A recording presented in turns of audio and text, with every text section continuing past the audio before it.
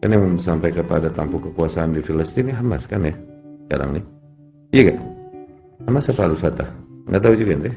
Allah alam, kelompok-kelompok ini kelompok yang jauh dari hidayah.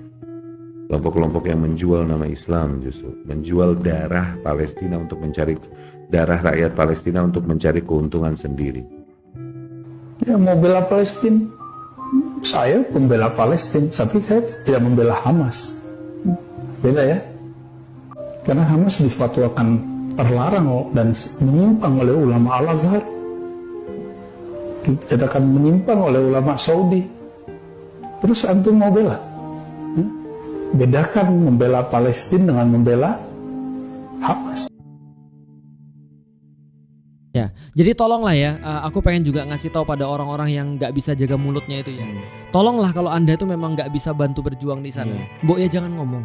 Apalagi ngomong yang kontraproduktif. Kalau kamu nggak ngerti apapun tentang Hamas, ya jangan ngomong. Gitu maksudnya. Itu malah kontraproduktif banget. Apalagi sampai ngejudge itu pasti buatan Israel. Itu ada kaitannya sama Syiah. Betul.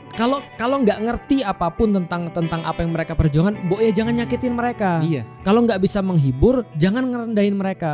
Gitu kan ya. Artinya tolonglah kemudian kalau kita tuh jadi orang tuh yang bijak. Bahwasanya kalau kita ngomong ke orang tuh harus hati-hati. Jangan sampai besok-besok ketika dia ketemu Israel malah mungkin dia lebih lebih menghargai. Wah ini emang harusnya begini. Iya, atau Israel nggak pernah dia kritik gitu kan ya. Malah kemudian saudara-saudara sini yang dikritik. Jangan-jangan dia nanti sembunyi di balik pohon gorgot. Iya.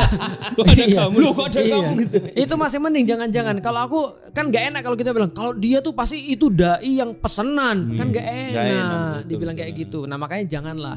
Harus hati-hati dengan kaum muslimin. Mudah-mudahan nyampe ya ke orang tadi ya. Kalau kita pengen memang juga nih, kalau kita memang pengen persatuan kaum muslimin, maka sesuatu yang kemudian baik yang dilakukan saudaranya, ya ayo kita dukung, kita support gitu loh. Dan aku pengen ngingetin satu ya.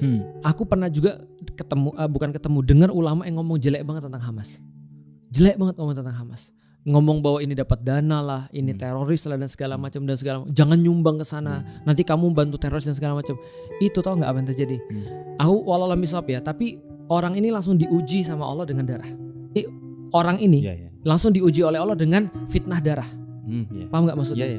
Jadi aku tuh ngeri banget. Karena kenapa? Karena ulama-ulama sudah bilang bahwa siapapun yang mengkritik orang yang bermaksiat, taruhlah orang bermaksiat ya. Karena sesuatu fitnah dan dia fitnah orang tuh terus-menerus karena hal itu. Contoh ya, ada orang pelacur nih. Kita kata-katain tuh pelacur. Allah ulama bilang Allah akan menguji dia dengan fitnah yang sama sebelum dia mati. Jadi tolong ini bukan masalah kecil loh. Beberapa postingan atau mungkin kelompok saudara-saudara kita bahwa menyebut bahwa kelompok yang sedang berjuang di Palestina itu akidahnya berbeda, Ustaz. Dibilangnya Syiah seperti itu, Ustaz. Yang pertama begini, sebagai muslim ya, kita punya karakter. Dan karakter ini digerakkan oleh keimanan kita. Karakter iman ini yang membedakan nanti dengan karakter-karakter yang belum beriman. Hei orang-orang yang merasa beriman, imanmu akan menuntun lisanmu untuk berkata yang baik. Tidak mencela, tidak menuduh, tidak bikin hoax.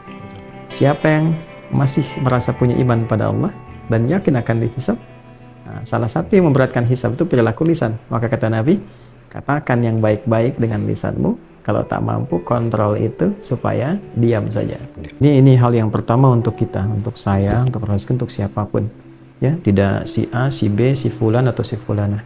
Tapi ke kita sebagai insan beriman harus selalu mengevaluasi keadaan diri kita sehingga kita bisa mengontrol diri kita senantiasa mengajak pada kebaikan. Dan ya kita memandang mereka pertama sebagai seorang yang muslim, mereka bukan musuh kita. Jadi respon kita pun harus sewajarnya. Adapun namanya juga sebuah perbincangan kan, nggak mungkin semuanya itu bisa diterima gitu kan.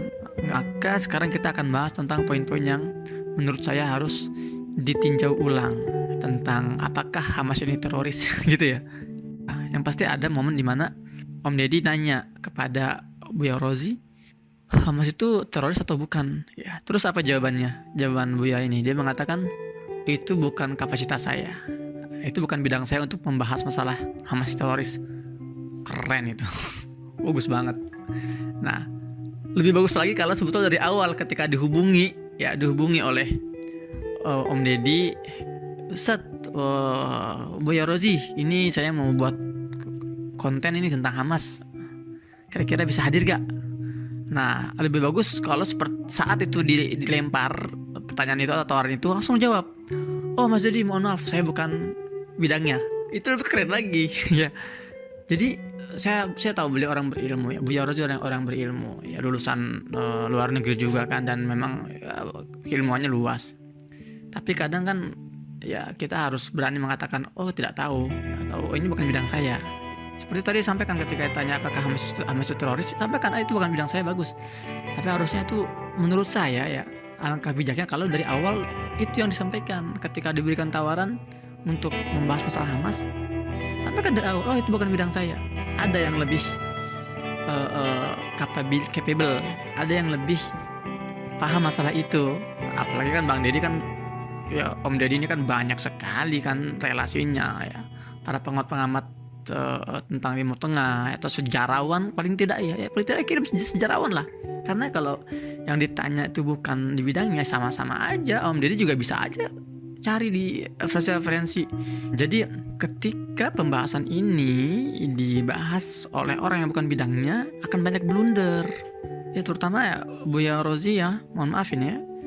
Kan Buya Rozi pernah dalam video yang pernah saya respon juga ya. Buya Rozi kan sempat mengatakan bahwa gerakan HI ini membolehkan membunuh orang yang tidak seideologi dengan mereka. Itu ada jejak digitalnya, dan saya sudah tonton video fullnya dan saya sudah komentari juga. Harusnya alangkah bijaknya Buya Rozi ini klarifikasi dulu masalah itu, jangan membuka statement lain.